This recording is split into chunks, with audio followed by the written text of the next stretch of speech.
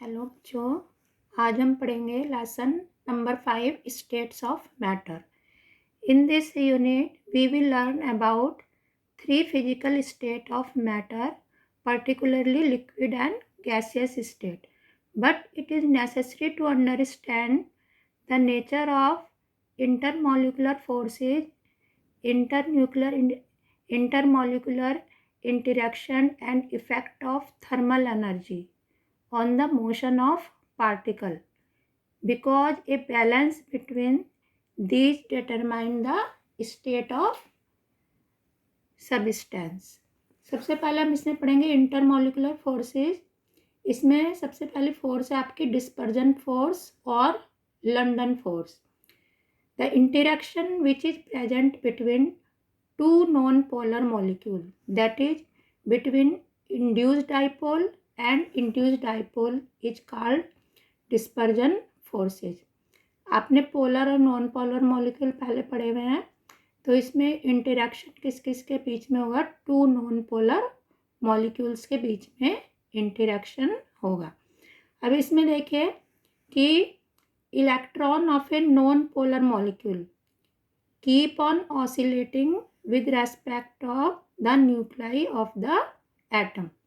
As a result of given instant, one side of molecule may have a slight exchange of electron relative to opposite side. कि oscillation करते रहते हैं। तो जैसे आपका एक नॉन पोलर मॉलिक्यूल्स है, ये एक एटम है, तो जब ये मूवमेंट करते रहते हैं, अंदर के पार्टिकल ऑसिलेशन करते रहते हैं, तो एक कभी कभी ऐसी स्टेज आती है कि जैसे प्लस का चार्ज है वो एक तरफ हो गया और माइनस का एक तरफ हो गया, इलेक्ट्रॉन की डेंसिटी एक तरफ ज़्यादा हो गई, तो thus a non polar molecule become self polarised. ये अपने आप ही सेल्फ पोलराइज इस तरह से हो जाता है। This polarised molecule may induce a dipole movement in the nearby non-molecule with opposite orientation. अब ये जो आपका मॉलिक्यूल पोलराइज्ड हो गया है, तो ये अपने पास के किसी दूसरे मॉलिक्यूल्स को क्या करेगा, उसके अंदर भी अब जो क्या करेगा, इंड्यूस डाइपोल कर देगा। जैसे आपके इसके पास ये वाला मॉलिक्यूल है, तो इसमें अपना प्लस का चार्ज ये है और ये इलेक्ट्रॉन है, तो लेकिन जो एटम है था उसके इलेक्ट्रॉन इधर की तरफ हो गए ज़्यादा, ये थोड़ा सा पोलराइज्ड हो गया, तो ये इसके प्लस के चार्ज को अपनी तरफ इंटरेक्ट करेगा, अट्रैक्शन होगा इसका, तो इसका भी प्लस का चार्ज थोड़ा सा इधर हो जाएगा और इलेक्ट्रॉन को रिपेल करेगा, इलेक्ट्रॉन थोड़े से इस साइड हो जाएंगे, तो ये भी इसके अंदर भी इंड्यूस डाइपोल आ जाएगी। This force of attraction was proposed by German physicist Fritz London, and for this reason, force of attraction between two temporary dipole is known as London force. Another name for this force is dispersion force. These forces are always attractive, and interaction energy is inversely proportional to the 6 power of distance between two interacting particles. That is 1 upon r की power 6, where r is the distance between two particles. These forces are important only a short distance, and their magnitude depend on the polarizability of the particle. ये जो force है ये important है, केवल short distance के लिए important है, और इसका मैग्नीट्यूड किस पर डिपेंड करता है? पोलराइजेबिलिटी ऑफ पार्टिकल्स पर डिपेंड करता है। अब देखिए, ये तो किस किस के बीच में इंटरेक्शन फोर्सेस थी? नॉन पोलर मॉलिक्यूल्स के बीच में। दोनों ही कैसे थे? नॉन पोलर थे। अब देखिए, dipole forces, the interaction which is present between molecule having permanent dipole, that is between polar molecules. अब की बार जो इंटरेक्शन फोर्स है वो किस किस के बीच में है? दोनों ही आपके कैसे मॉलिक्यूल होने चाहिए? डाइपोल मॉलिक्यूल्स होने चाहिए, जो दोनों ही पोलर मॉलिक्यूल्स होने चाहिए। उनके बीच में जो फोर्स लगेगी उसको कहेंगे डाइपोल फोर्सेज।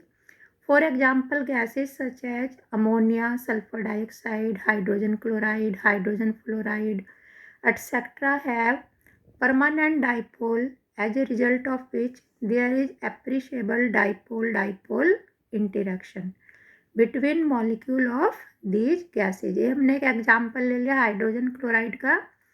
ये पोलर मॉलिक्यूल है और इसमें क्लोरीन ज़्यादा इलेक्ट्रोनेगेटिव है हाइड्रोजन से, तो ये क्या होता है, इस पर पार्शियल नेगेटिव चार्ज आ जाता है और हाइड्रोजन पर partial positive charge.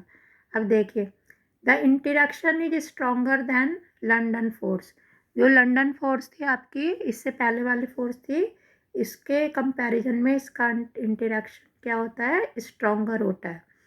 But it is weaker then ion ion interaction. लेकिन जो आयन आयन के बीच में इंटरेक्शन होता है उसके कंपैरिजन में वीकर होता है, because only partial charge are involve, क्योंकि इन पर क्या है, केवल पार्शियल चार्ज है। तो the attractive force decrease with increase of distance between dipole. तो जो अट्रैक्टिव फोर्स होती है वो क्या होती है, डिक्रीज होती है। जैसे डिस्टेंस इनके बीच की इंक्रीज होगी तो अट्रैक्टिव फोर्स डिक्रीज होती जाएगी। As in the above case here also the interaction energy is inversely proportional to the distance between polar molecule.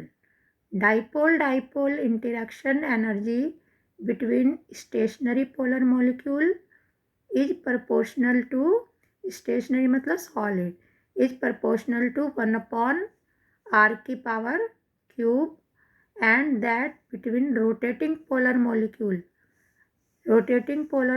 is proportional to 1 upon r की power 6, where r is distance between polar molecule. अब फिर आपकी next force है dipole induced dipole.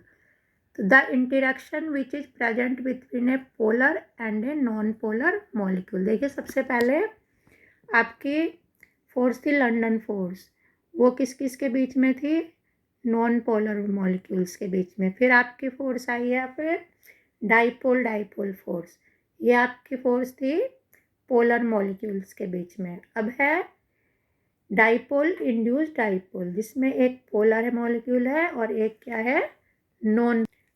This interaction energy also proportional to 1 upon r की power 6 and also depend upon the dipole moment of permanent dipole and the polarizability of second molecule. Molecule of large size have higher polarizability. Example, solubility of inert gas in water increase from helium to radon. अब देखिए, एक permanent dipole वाला molecule है, ये polar molecule है, और एक ये नॉन पोलर मॉलिक्यूल है। जब ये किसी नॉन पोलर मॉलिक्यूल के पास में आता है तो क्या करता है कि उसके यहाँ पर इधर की साइड अगर जो पार्शियल नेगेटिव चार्ज है तो ये इसके पॉजिटिव चार्ज को अट्रैक्ट करता है, और इसके भी क्या होता है कि पॉजिटिव चार्ज इधर की तरफ जाता है, नेगेटिव चार्ज इधर, और ये भी थोड़ी देर के लिए पार्शियल पोलराइज हो जाता है, और इसको बोलते हैं induced dipole in A non polar molecule.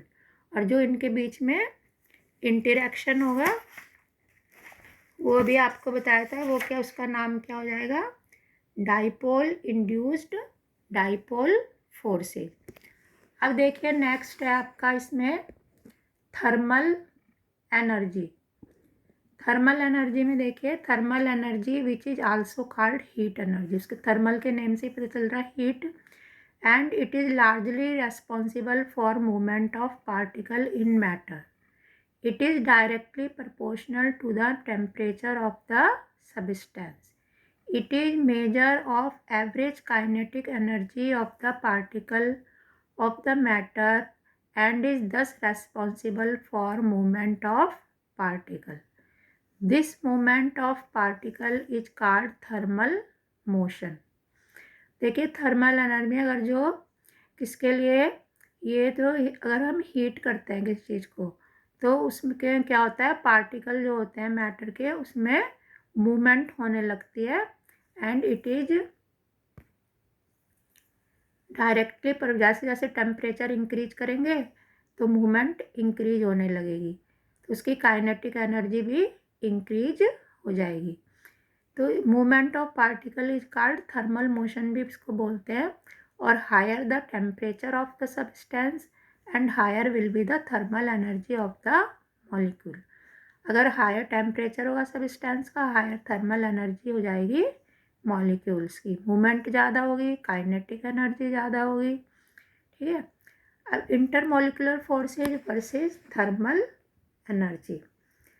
Intermolecular forces tend to keep the molecule together, but the thermal energy of the molecule tend to keep molecule them apart. Intermolecular forces जो होती है वो तो क्या करती है, molecules को attract करती हैं, एक साथ रखने की कोशिश करती है, लेकिन जो थर्मल एनर्जी होती है वो क्या करती है, उनको दूर दूर कर देती है।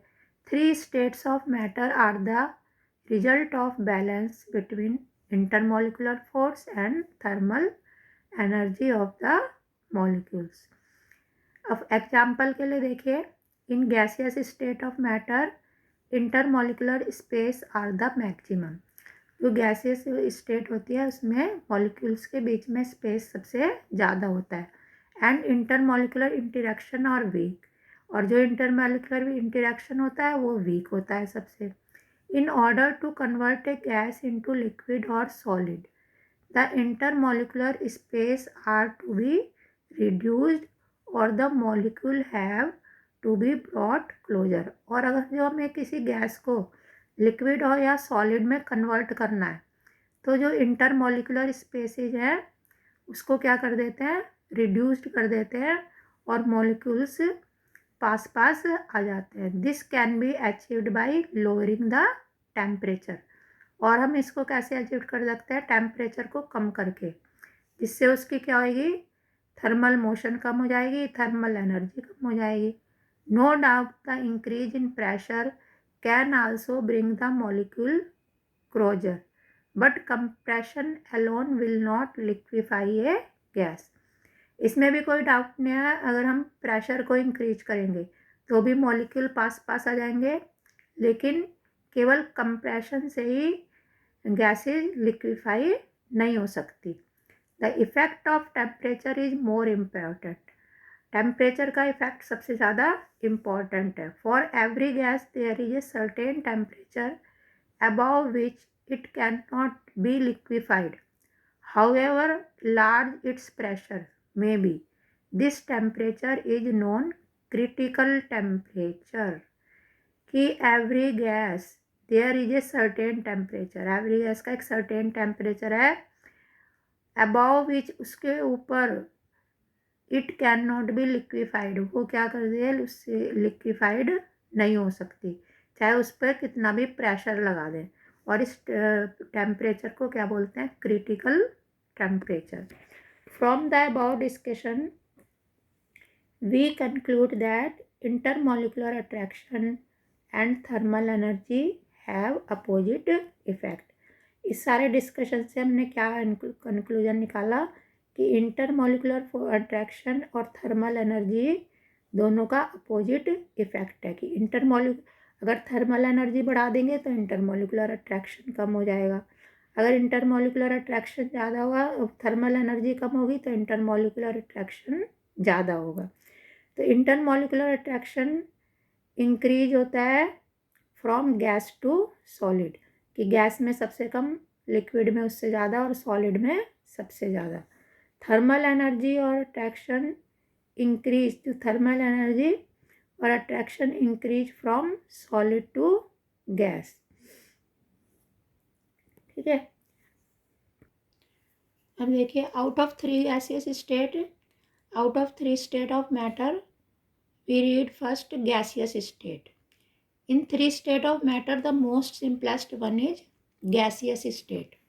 Gases show maximum regularity in their behavior irrespective of their nature. Gases state is characterized by the following physical characteristic. In physical characteristic से gases state को characterize कर सकते हैं. ये आपने पहले भी पढ़ी हुई हैं. Gases do not have fixed volume and shape. They acquire shape and volume of the container. उनकी कोई fixed volume नहीं होती, फिक्स शेप नहीं होती. वो शेप और वॉल्यूम जिस कंटेनर में उसको डालते हैं उसका एक्वायर कर लेते हैं. They have very low density. Gases are highly compressible unlike solid and liquid. Solid और लिक्विड की कंपैरिजन में ज़्यादा कंप्रेसिबल होती हैं. Gases exert pressure on the walls of the container. Container की वॉल्स पे गैसेज प्रेशर एक्सर्ट करती है. They exert pressure equally in the all direction. They mix evenly and uniformly without any mechanical aid. This property refers to as diffusion. 11 out of all the known elements exist in gaseous state under normal atmospheric condition of temperature and pressure. These are given below in figure. ये हमारे 11 elements हैं जो exist करते हैं gaseous state में. Hydrogen, helium, nitrogen, oxygen, fluorine, chlorine, neon, argon, krypton, xenon and radon. ये आपके हमने पीरियोडिक टेबल में से लिया. 11 element which exist as in gaseous state under normal atmospheric condition. अब देखिए, the mass, volume and pressure of gas can be calculated. Mass of a gas is expressed in gram और kilogram. Volume expressed in litre, metre cube, centimetre cube, millilitre, decimetre cube. 1 litre is equal to 10 to the power 3 centimetre cube और 10 to the power it is equal to 10 to the power -3 metre per cube or is equal to 1 decimeter cube. Pressure of gas is measured with a manometer where the atmospheric pressure is measured with the help of a barometer. Pressure of gas is expressed in different units given here. 1 atmospheric pressure exerted by exactly 76 centimeter or 760 millimeter of mercury at 0 degree Celsius and standard gravity and is equal to 760 torr. That is 1 atmospheric pressure is equal to 76 centimeter of mercury or 760 milliliter of mercury. 1 bar is equal to 0.9862 atmosphere approximately is equal to 1 atmospheric pressure or approximately is equal to 76 centimeter of mercury or 10 to the power 6 dyne centimeter per centimeter cube or equal to 10 to the power 5 Newton meter per meter square. SI unit of pressure is Pascal or Newton per meter per square meter. 1 atmosphere is equal to 760 millimeter of mercury.